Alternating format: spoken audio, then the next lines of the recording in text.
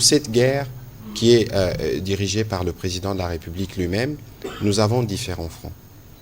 Le front diplomatique qui utilise les moyens de la diplomatie, le front militaire, le front médiatique, le front judiciaire qui n'est pas le moindre, parce que vous avez vu que déjà, la Mineta vous parlait tout à l'heure de 150 tonnes de coltan, mais Apple, grâce à l'action judiciaire que nous avons engagée, a renoncé à s'approvisionner dans la région. Ce qui est déjà un pas significatif.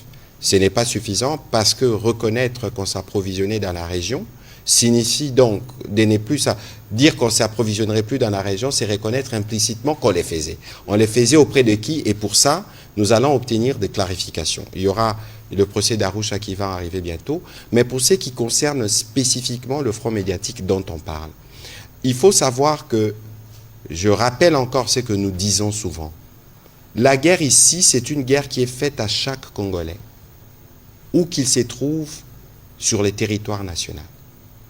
Parce qu'elle dure depuis 30 ans.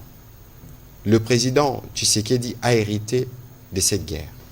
Et avec le président Tshisekedi, nous avons maintenant l'avantage d'avoir une stratégie claire que nous vous détaillons tous les jours pour que cette fois-ci, ça se termine une fois pour toutes, pour éviter des recyclages. Mais c'est en cela que Madame la ministre d'État et tous les négociateurs congolais sont fermes sur la question de la négociation avec les M23 parce qu'il est hors des questions que nous puissions ouvrir une quelconque forme de brèche pour recycler les problèmes de brassage et mixage. Finalement, c'est ce qui nous a permis de garder pour toujours, jusqu'à présent en tout cas, de traîtres au sein de notre armée. Et si on parle de mort, des peines de mort, c'est justement pour réprimer des comportements comme ceux-là.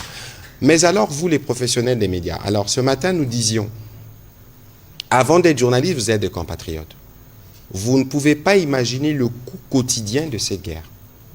Vous ne pouvez pas imaginer ce que nous dépensons dans cette guerre pouvait générer comme profit, y compris d'ailleurs pour certaines entreprises pour lesquelles vous pourrez faire de la publicité. Et donc, l'interpellation qui est faite, c'est de vous dire que le premier défenseur de la République démocratique du Congo, c'est 100 millions de Congolais partout où nous nous trouvons.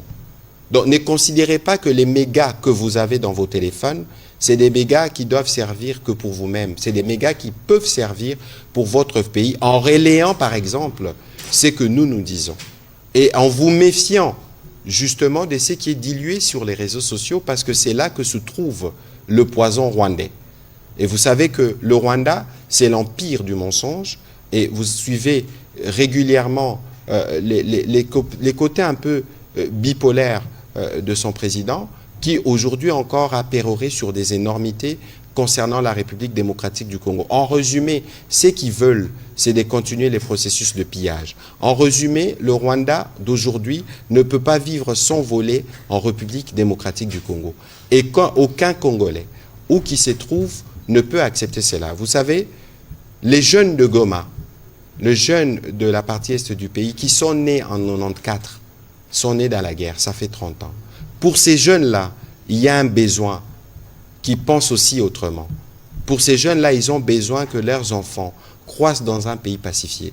Et c'est pourquoi le président de la République se bat. Et c'est pourquoi nous, on va être plus tranchants.